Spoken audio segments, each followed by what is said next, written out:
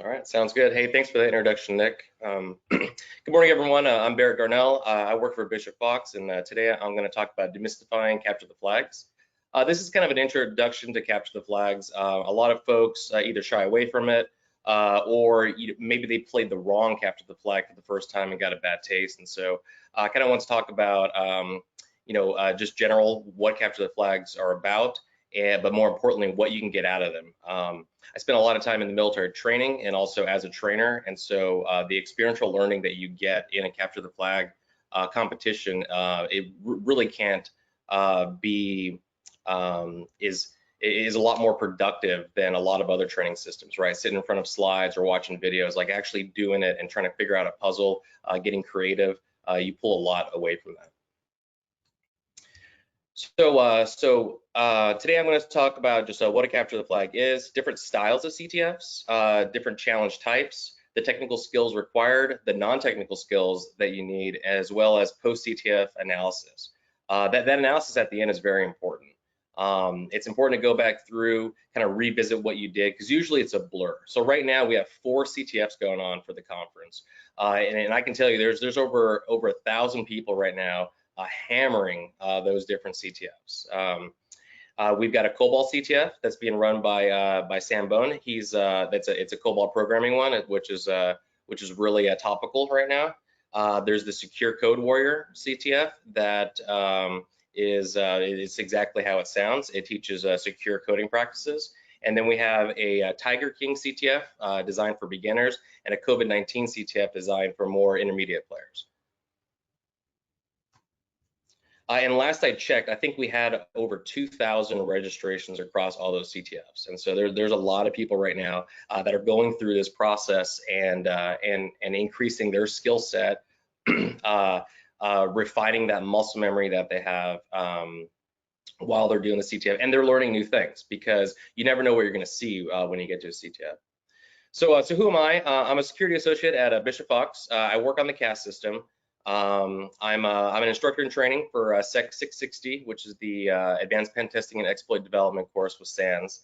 Previously, I was an offensive cyber operator in the Air Force, and I was a certified operator trainer. So I've seen a lot of people start very young in the pipeline, learning how to do offensive security testing, and I watched them grow and provided them the tools necessary to do that. A lot of that was formal training, but definitely things like CTFs were a huge benefit to either widening their aperture or just revisiting skills that maybe you hadn't touched in a while. And notable wins, I've always been chasing that black badge at DerpCon. I came in second twice, and so it's kind of my white whale. But other than that, yeah, just a handful of wins here and there, a couple black badges at smaller conferences, and then the Net Wars Tournament of Champions a few times. So CTF styles, I can tell you right now with the 4 CTFs we have going on right now, they're all Jeopardy style. Jeopardy style is named after the game Jeopardy, where you show up and there's a big board of challenges. They'll be categorized, and they'll have a title that you'll see on the board. Once you open it up, you'll get the task at hand. And so it could be a big smattering of different puzzles, but usually it's between you and this scenario, or you and the puzzle. You can form teams to do it, but at the end you're trying to solve a puzzle. You're not really trying to attack other players, which leads into the next style, which is attack and defense. In these CTFs, you're given usually a vulnerable VM that is just riddled with issues. And in order to win these, you're trying to discover and patch as many vulnerabilities as possible, while also weaponizing exploits against those vulnerabilities, because everyone has the same VM against other players. So for SANS Net Wars, when you get to level 5, that turns into an attack and defense scenario where you get a Windows VM and a Linux VM that are riddled with errors, and you have in that one you have 4 services that you have to keep up. And you get scored for that service being up. So you're in a rush to discover those vulnerabilities, launch the service, get scored by the score bot, and then monitor to see if someone found a vulnerability that you didn't discover yet. Meanwhile, you have your offensive folks that are going after the other players. King of the hill is similar to attack and defense, but everyone starts at the bottom of the hill, right? Everyone starts on their own station, and then you get a lay of the land for what's in scope. And immediately you just start scanning, you do recon, you do all your automated testing to try to find the different machines out there and try to figure out what their vulnerabilities are. If you're the first one to get in there, then what you want to do immediately is be prepared to lock that down, right? So depending on what kind of system you get, you should have a lot of handy notes that help you, bring up the firewall, set up rules so that only you can get in there. Kill other users, right? Only allow your user on there. So you're trying to lock that down and claim that hill and keep that hill.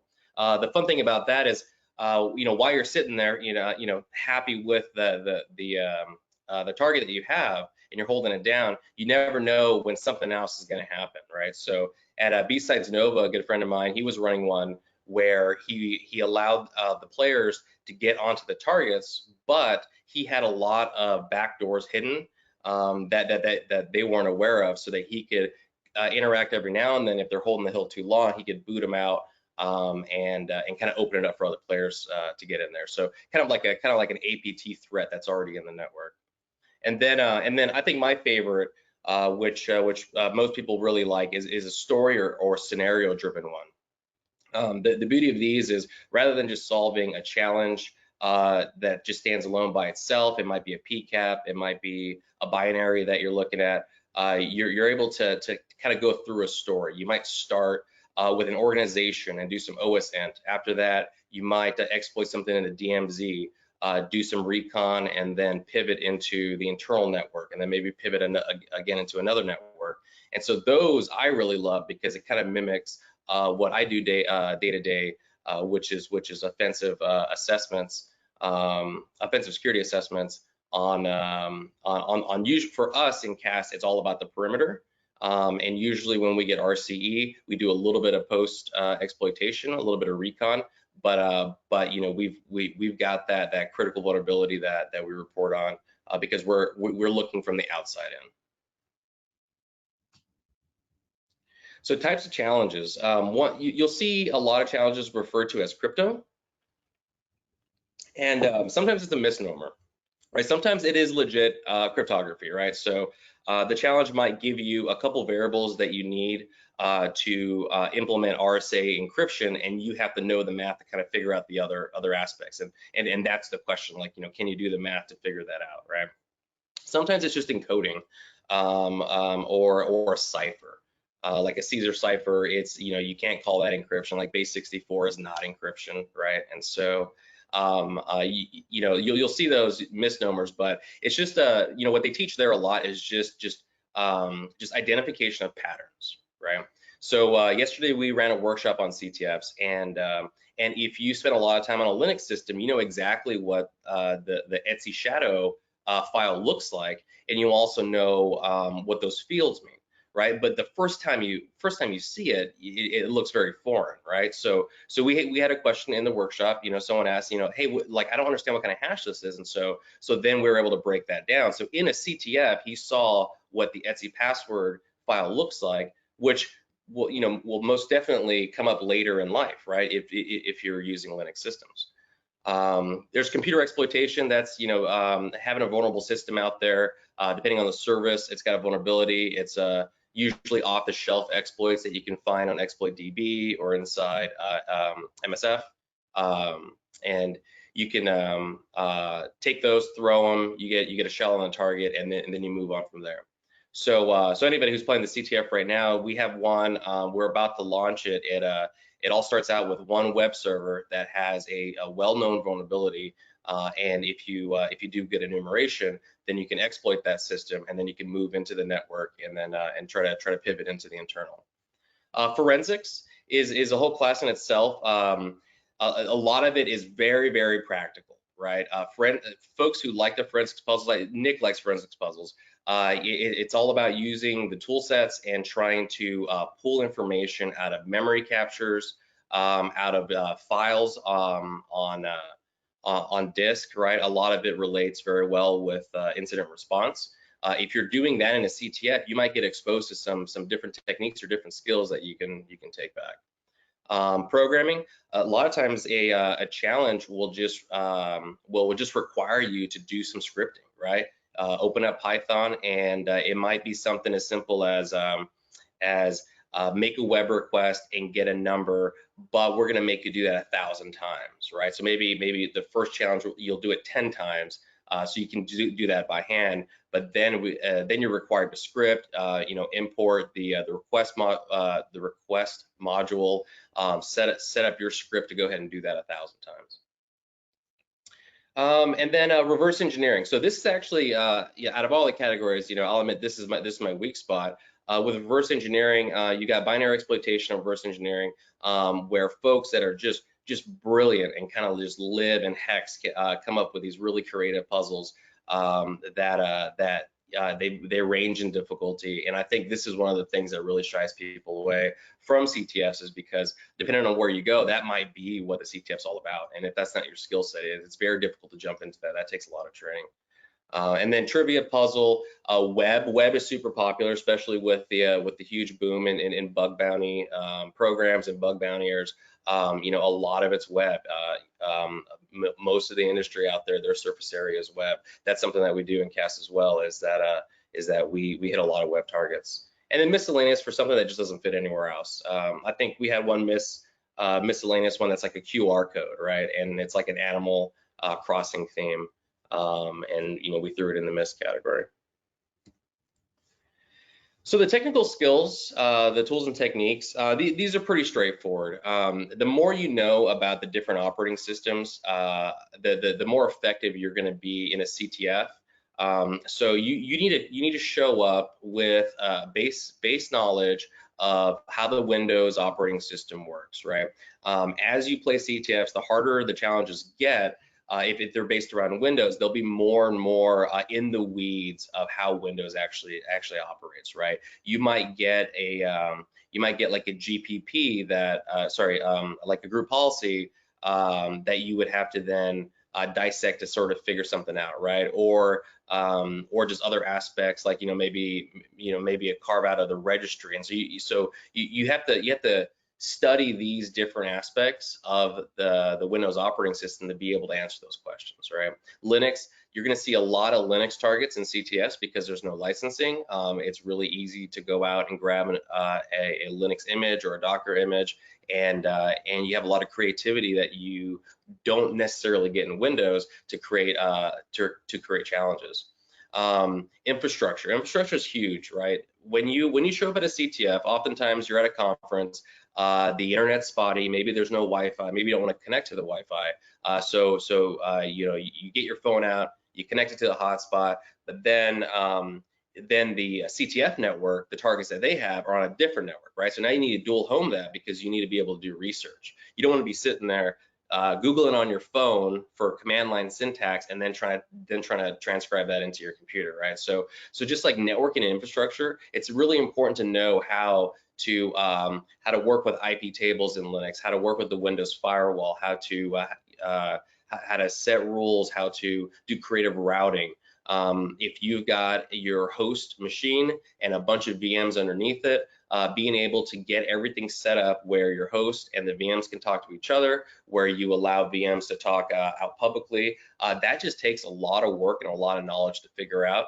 And that also leads into more advanced red teaming or pen testing when you get into pivoting. When you land in a DMZ, you need to know enough about networking, network segmentation, about different rule sets that you might run into, what sort of devices you might be in your way, like firewalls or proxies. That kind of knowledge in a CTF really translates well to just regular life. I mean, just setting up your home internet. Basic networking knowledge is huge. And then of course scripting. I'd say that Python's probably every red teamer's favorite language, just because it's you can import anything, and it's really easy to just start writing Python, and you can do so much with it. So anytime you're sitting there in an interpreter, or you're sitting there in in VS Code and your type and your coding and your scripting, that's a good thing, right? You know, maybe you don't get a lot of that at work, but you can get that in a CTF or other side projects. So technical vignettes. So I mentioned these technical skills that are important, and so I just wanted to kind of relate that to just my personal experience with it, and how I was either able to take my work experience and apply it to a CTF or vice versa. There's an IoT CTF hosted by the Independent Security Evaluators. They're a small company out of Maryland. They run this IoT CTF all over the place, but they also run the IoT Village at DerpCon. And so the setup is it's mostly off-the-shelf exploits for IoT devices, but the way that they make it more difficult is they do a lot of network segmentation. You might throw an exploit at the first target, but for you to be able to throw it at the next target, you're going to need to route your traffic.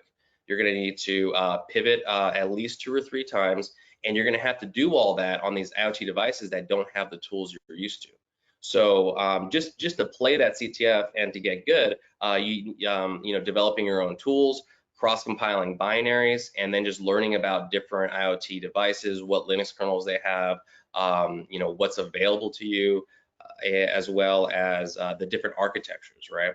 And so when I say cross-compiling binaries, you know, that comes down to, you know, let's say I need netcat, right, or nmap. But if I land on a PowerPC architectured IoT device, I'm not going to be able to pull the binary off my Linux machine and use it there, right? I need to get the source, I need to compile it for that architecture, and then have that binary handy basically in a toolkit that I can use when I need to, right? And then you can translate that into real life by using those same skills and applying them, you know, on a pen testing engagement or a red team engagement.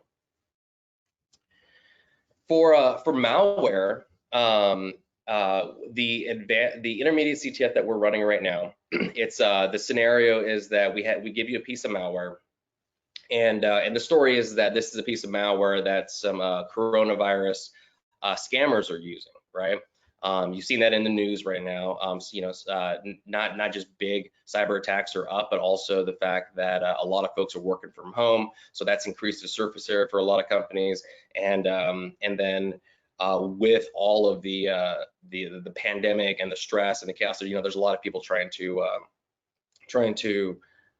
take advantage of that situation, right? So we have that scenario running, and it all starts with a Linux binary that is calling out to a C2 server right now, and so you know, using some rudimentary skills to analyze what that binary is doing, taking a look at strings on the binary, looking at the network traffic to see what that's like, you know, capturing that in line. Oftentimes folks who do this professionally, right, they'll have a rig set up where they can set up the networking where as the malware is beaconing out, you've got something in line that's just beaconing back saying, yeah, I caught that, to see what the malware is going to do. So those skills, right, you can learn that at a CTF and not be a malware reverser, but you can learn those skills at a CTF and then translate it in so many different places. Those basic skills to triage a binary to kind of figure out what it's doing, that can be used if you're a red teamer and you land on a target and you see a lot of processes that you're not familiar with, right? Go ahead and dig into those. Use those skills to figure that out. If you're in incident response, right, and you see a binary all of a sudden that doesn't look right, maybe that's a rat, being able to poke at that properly to try to figure out what that's doing is also a very important skill.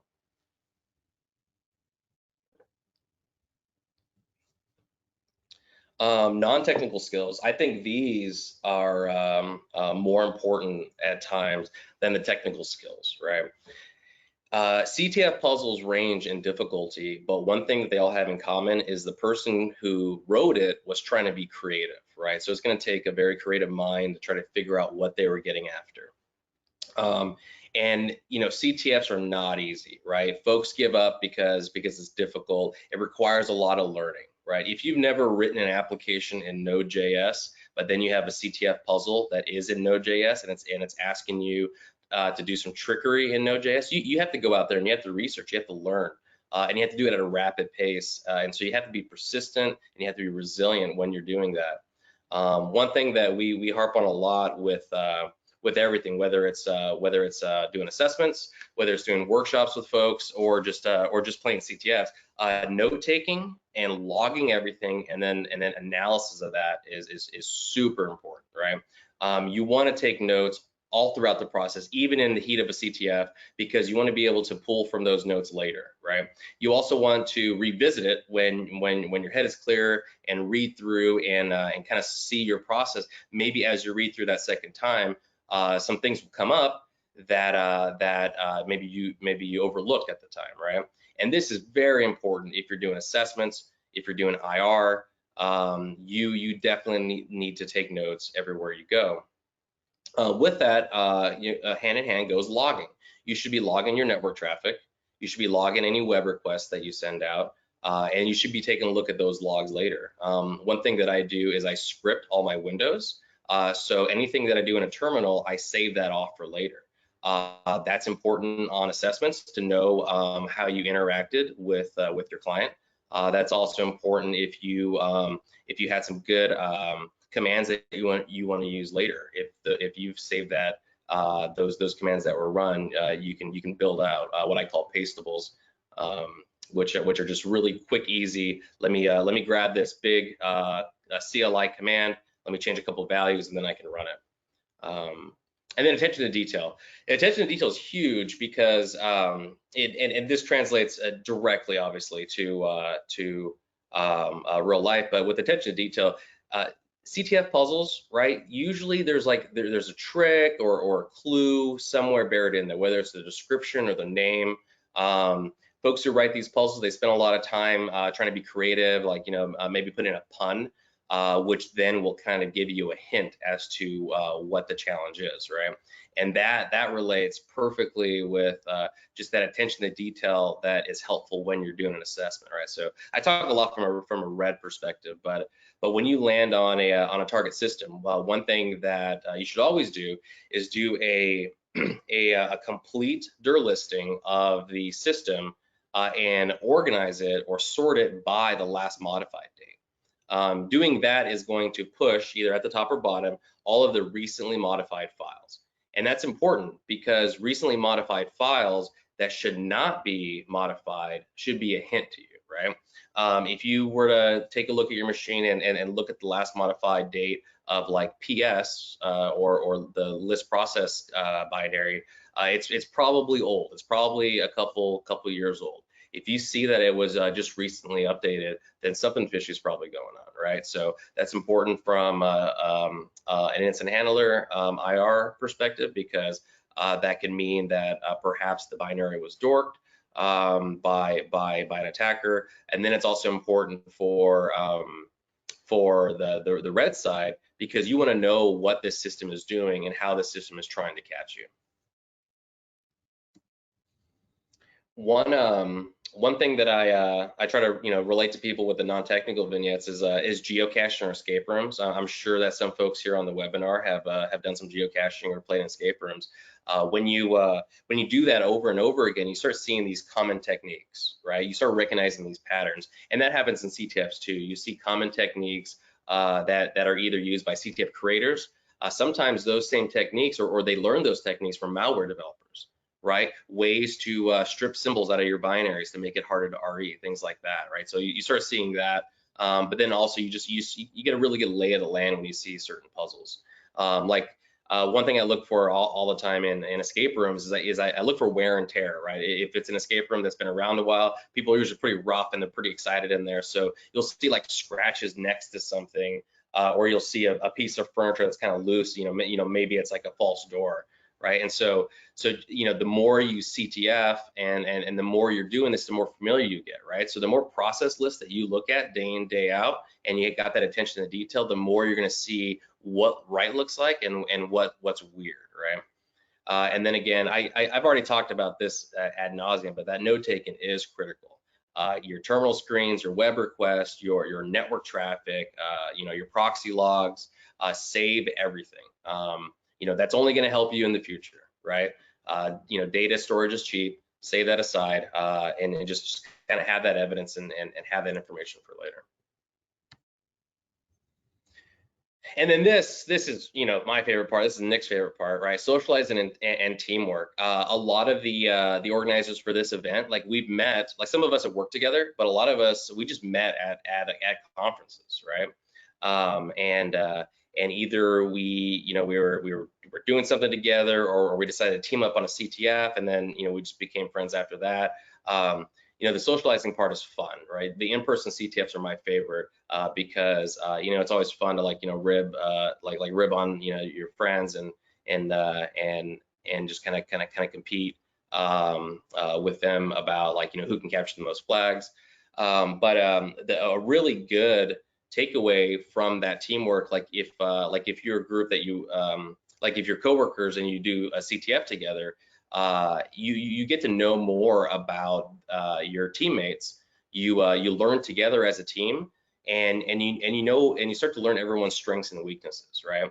So a lot of CTF teams, people specialize. You know, so depending on how the team build out is, you know, everyone on the team knows, like, oh, well, this person's the best web person, right? Or this person's the best RE person. So you start a CTF, there's a big Jeopardy scoreboard, there's, you know, 50 puzzles on there, and you start going through them. And if you land on one and you realize, oh no, this is like a really hard RE puzzle, and I'm not good at that, I'm going to back off and let my teammate who is better at that do it, right? So something with my team back at Bishop Fox is we all have a unique skill set, and we always know when to bring somebody in depending on what the scenario is, right? So if we get RCE and we're doing post exploitation, you know, there's John, he comes in and he's like a one-man red team, like he will just tear that internal network apart, right? And then you know, another coworker, Nate, like he's got an insane encyclopedia of bug bounty techniques that he's brought to the team that a lot of folks not being from that background don't have, right? So you know, really creative ways to do server-side request forgery, things like that. So yeah, being able to leverage the expertise of others, bonding with your friends, with your coworkers, and then learning how to communicate effectively. I think CTFs are a great way for a group of friends to really figure out how to talk to each other, because things get tense, right? Especially when you're fighting for that first place on the leaderboard, and you know, things get there's a lot of cross communication. People can get heated very quickly, and so being able to, like, effectively communicate in the heat of the moment, and also being able to, like, flow communications, right? So with my group, when we played the Sans Net Wars, Nick, he went ahead and wrote an awesome Slack integration with his tooling, right? So he had this automatic exploitation that would happen, and whenever it would land a shell, we would get a Slack message, right? So we were able to automate that piece and then get that notification and then interact with the target that we just landed on, right? It was usually Nick's boxes that we were hitting. And then at the end, the knowledge sharing is great.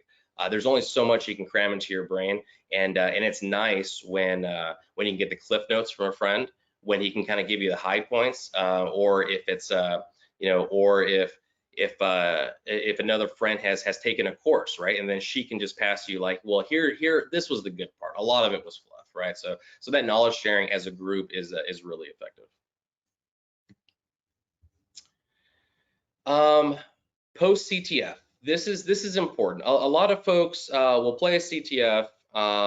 You know, they'll get some flags. Their download folder is a mess. They're pulling all the binaries and doing things. They're kind of taking some notes here. But that like rapid experience of doing that CTF isn't really going to sink in as much unless you revisit what you did, right? So after a CTF, it's very important to go back. If you've taken good notes, you can kind of relive what you did. If you've downloaded the binaries and also like scrape the website and have the puzzles, you're not going to be able to score yourself, but you can kind of go back to a puzzle that you haven't finished. And by doing that, you keep adding to your skill set, right? And you also can add to your tool set. One thing that that my friend Wes and I do, we keep like copious notes, and then from those notes we have a lot of pastables that we can quickly search through. So if I need to like, this is more CTF because it doesn't work too often in real life, but like, let's say I need to use MSF Venom to create a interpreter payload. I don't want to sit there for 2 minutes figuring out the command line switches, looking at the help, and trying to get it. What I would like is to just go to my sheet that has 10 different MSF payload, MSF Venom lines where I can just change the important data like the IP address, right, for the remote host, the IP address for the local host, and then I can just take that, paste it, and that takes me a fraction of the time of having to go out to Google and things like that. So if you've taken those notes, then what you should do is refine those notes and pull out the important parts. A great thing about the CTF community is that there are tons of write-ups. There are varying rules depending on the event, but I mean there are just hundreds of write-ups, and by reading through those, if they're detailed and they explain things, you can learn a lot about like the underlying technology, the underlying vulnerability, without even playing that CTF or playing that challenge, right? Because people are sharing this knowledge out. There's video walkthroughs everywhere, right? John Hammond, he's playing the CTF right now. He's got a bunch of video walkthroughs for different CTFs and different tools and techniques. I mentioned Nick earlier, right? He's also pretty popular on YouTube because he does a lot of the hack the box video walkthroughs, right? And so, for an hour, you can watch somebody go through a scenario, and if they're very descriptive and they talk about what techniques they're using and why they're doing it, like you can just pick up that knowledge just by watching.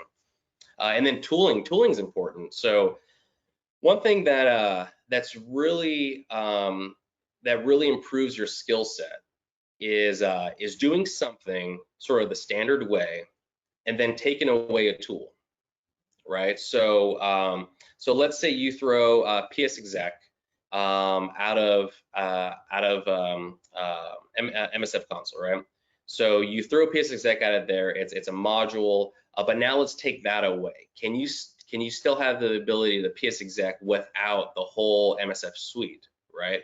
And the answer is yes. You can go out and you can find Python scripts that'll throw PSExec, right?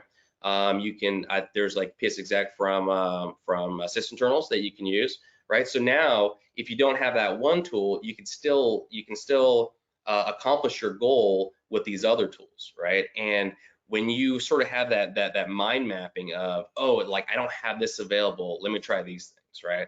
If you land on a new Linux kernel, there might not be netstat. If you're used to running netstat all the time because you're old like me, and you show up there and there isn't netstat, like you should already know, like, okay, not a big deal, like I'll use SS, right? Forget what SS stands for, socket something, but like there's other ways to get to where you want to be. And so sometimes it's just a matter of going out to GitHub and finding the tools. Other times you write your own tools, and you can customize those tools. You can integrate those in with automation. And then testing's huge. Being able to set up your own home lab. I know there's a really active Discord channel right now for the home labs, but setting that up, you can do it smartly. You can do it all from scratch and make that artesian Windows domain at your house, or you can go find GitHub repos like Detection Lab that'll do a lot of that creation automatically, right? And now you got this Windows domain that you can start messing around with. You can figure out how to run tools like Bloodhound, and you can take a look at how the machines are interacting. You can go through the pain of like disabling certain services that Windows just really wants to have on, and see how that affects your network.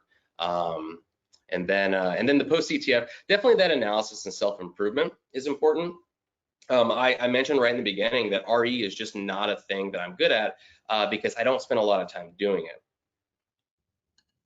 If my primary job was to write malware or to write exploits, like that is something that I would focus more in on a CTF. But for me, my primary job is to find and exploit vulnerabilities and then to maneuver through networks. And so what I'm looking for are CTFs that help me do that better, because that increases my skill set. And so kind of knowing your own ability and where you want to improve on is important, right? It's always been on my list to get better at RE, but I just haven't had the time to do it. But you know, that I understand that's a weak spot. So what I try to do is I try to make friends with good reversers so that they can kind of fill that gap that I have, right? And then also, you know, it's kind of like symbiotic relationships. Sometimes folks who are really good reversers, they're not that great at pivoting through a network, because that's not what they do on a normal basis. And so you know, that goes back to that whole that team structure of knowing everyone's strengths and weaknesses and working together. And Nick, you're gonna hate me, but I'm on my last slide. Thank you, everybody. It's really difficult just to like talk to my computer. The last speaker said that as well. You don't get the body language from a crowd. But I hope some of this was useful. The main message is that with experiential learning, you can reinforce a lot of the skill sets you use every day. You can learn new skill sets, and it's just such an effective way to learn something, because when you walk away from that experience, you should take away notes, you should take away pastables, you should take away knowledge. And so you know, I highly recommend doing CTFs. If you're new to CTFs, you definitely want to find the right CTFs that that offer you challenges at your level and challenges that you like, right? And sometimes you don't have to go to an actual CTF event, because there's a lot of challenge sites out there. Like, for example, Hack the Box, just talked about that. They were amazing. They sponsored this conference, and they gave us a bunch of licenses to give out, right? And so that's a perfect scenario. Like, you don't have to be time constrained with a 4-hour or 7-hour CTF event. You know, you can have a range that you can go out and you can pick up and work on. And so you know, find something that matches with you. And you know, obviously a lot of my stuff's from a red perspective, but there are a lot of like blue team CTFs as well. I know that Splunk they have a whole platform designed from that perspective. And then they just got that, Boss of the SOC that they like to run that event. Yeah. Yep. Boss of the SOC. There's like a lot of forensics, like cloud forensics and things like that out there as well. So to conclude, I gave you an introduction of what a CTF is. I'm sure more than half the crowd already knew what a CTF was. Talked about the different styles. Talked about the most popular, which is the Jeopardy board style. Just because I would say probably because individuals can work on separate puzzles, just like for the ones here, and then put it on a board, and then people can go after it, right? The different challenge types, the technical skills needed, and I tried to tie that with a vignette of just sort of my experience and how I was able to leverage either something I learned at a CTF, then it translated to real life. So for example, Bro, like just understanding Bro from which is now called Zeek, from a CTF, then led me to kind of dig into that more, have that knowledge, and then understand that I might see that on an assessment, right? And then non-technical skills that are required along with that post CTF analysis. That's important. If you sit there and smash your head against the keyboard for 2 hours and then you walk away, you got no notes, you don't have anything to really improve yourself on, then that wasn't the most effective use of your time. So Barry, we do have a question here in the Discord asking. This gentleman's going to be working with engineers. Is there anything you'd recommend for them? So there's network engineers. Do we have any other CTF types that are more network, or I mean, that would be good for network engineer? And I'm going to kind of steal your thunder a little bit, and I'd say almost every CTF is going to be good. It's all about a learning experience. And Barry, I'm going to let you take it from there.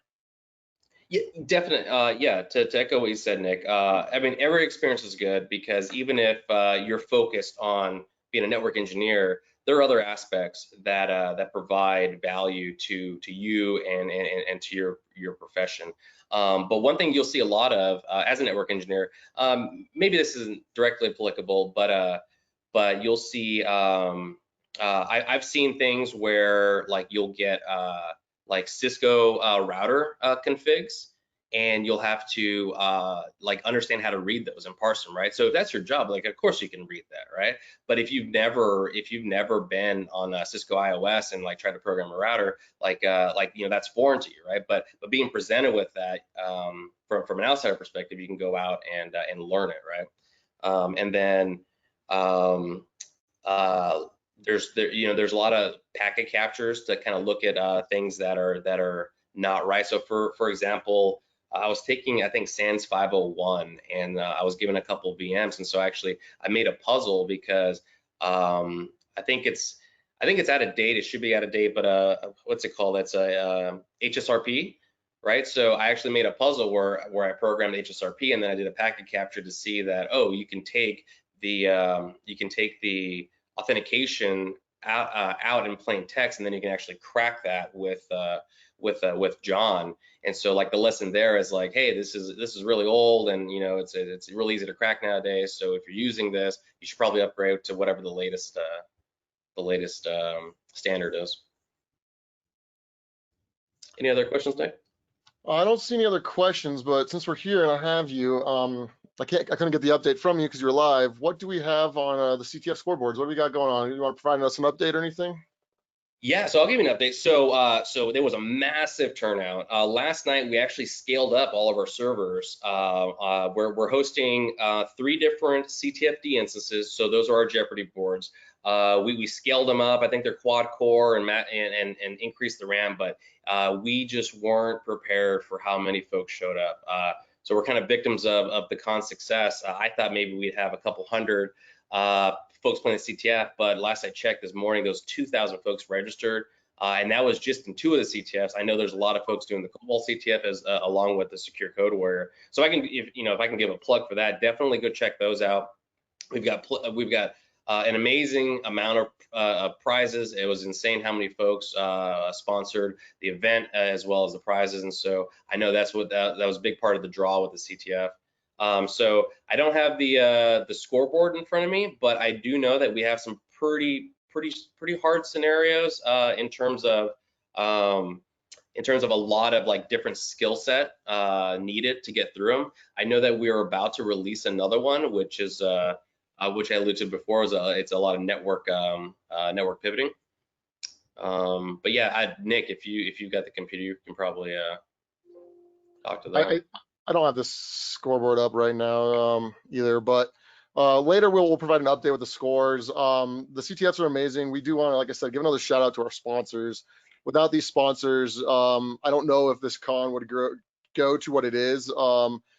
We've got a lot of people doing the CTF. We got a lot of prizes. Those prizes are going to be listed in the LobbyCon shortly. I'm going to tell you how you can win those by doing a list in there. We'll make an announcement, but we have a lot of prizes. A lot of it's based on interaction, so keep interacting. I know for some of you guys that are going to stay on this track, or if you're going to change tracks, you might hear repetitiveness from me between these talks. But I just really want to get it out there that you know, we want to get these prizes in your laps. We want you to have fun and enjoy this con. Learn as much as you can. That's what it's for. We're here for you. Take advantage of it. That's all we want to do. So here's looks like the scoreboard. Barry, I'll let you kind of go over that. Say that one more time at the end. So here's your scoreboard. I'm just going to let Barry kind of show you the scoreboards real quick now. Oh, are you gonna share the screen? No, you're good. You're sharing. Oh, you want me to go bring up the scoreboard? Okay. You are on the scoreboard, right? Or no, is this Felix? That is the other mod. Sorry, I thought that was you. No, obviously I'm not playing my own CTF. No, I thought you pulled it up. He pulled up the scoreboard. Oh, I'm sorry. Okay, yeah, Felix. Wow, yeah. So you can see here. Yeah, I think this is productive. So this is CTFD. This is what you'll see a lot of CTFs run off of, just because it's open source, it's a Flask application, and it's pretty easy to set up. So we went through from the admin panel. We added a lot of challenges that we created, and there was a lot of different folks doing it. If you can you scroll back up, Felix? You can see it does a nice little growth chart on top. Go ahead and go to a challenge real quick. So while we're doing that, we also have a question that came through in the chat channel that I might have missed a little bit, but do any of the CTFs deal with cloud-based challenges? So, I mean, a lot of it's cloud-centric infrastructure, but I'm assuming this question is asking, do you target any cloud-specific things? I might be wrong on that question. So it's Hobbit says, or Hobbit says? Hobbit says, wow, yeah. Hobbit says is asking that question. So if you want to give us a little more detail on if you're looking for, if we're hosting it in the cloud or if you're trying to attack cloud, that might give Barry a little more to go off of. Yeah, so obviously most of them are hosted in the cloud just because it's easy to spin up and it's easy to scale if you know what you're doing. I have played one CTF that had a really cool AWS exposure challenge, right? So they started you off with like an S3 bucket that was open, which then kind of led you to getting IAM credentials to then enumerate everything you could in that account, try to figure out what capability you had in terms of starting up services, taking down services, looking into secrets. And so it's really kind of dependent on the challenge creator if he wants to go and set all that up, right? Because that's risky, right? If you're gonna give people your AWS credentials, even if it's just a throwaway account, you really need to know your craft to be able to contain those folks to where you want them to be. We have a little bit of time before the next speaker. I don't want to just like talk about the CTF unless that's beneficial to anybody. Are you on chat there? I am on the chat here. So we have people talking a lot about CTF, so I'm taking notes. The conversation's kind of rolled into, you know, taking notes is critical, not just for CTFs, but we're looking at what people use for note taking. So that's kind of what's going on in the conversations right now. I don't know if it'll be useful to talk about any of that. We could have a little bit of dead air here and there, but I can start updating people on channels as well. I could do the shirt spiel again, things like that. So up to you, Barry. If you want to keep running with stuff, you're more than welcome to. Yeah, I'll talk about notes real quick. So a lot of what I do is either in VS Code or in Sublime Text.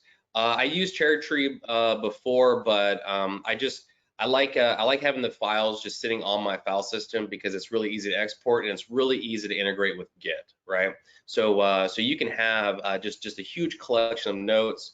You can do some organization, but what you really want is the ability to search, right? I'm always trying to search and not sort things because sorting requires too much thought to try to figure out, how did I categorize something because categories get kind of ambiguous. So VS Code is great because of all the integration with the IDE. But if you just need something that's just kind of bare bones, like Sublime Text is awesome. You can open up an entire folder structure. You can do a full search across all those files, and then you can kind of do some organization. But like I said, like if you need like an SCP line because you have to move a file, and if you can't remember it exactly, you can just do a search through it, find some SCP lines that you've used in the past, and use those. Hey Barry, I'm gonna actually kick you out because you're getting called for the CTFs anyways. You're needed on the CTF side, so I'm gonna kick you All out. right. So don't leave. Hey, I will kick thank you, you. everybody. Yeah. Yeah, thank you, Barry, again for giving this talk. Thanks for obviously doing everything you're doing for the con, the CTF, man. We're killing it, and the CTF's killing it. So great work over on you guys' side with that CTF. I'm really happy with how it's turned out. I know you guys are too. Thanks, Nick. Thanks, man. Thank you, everybody.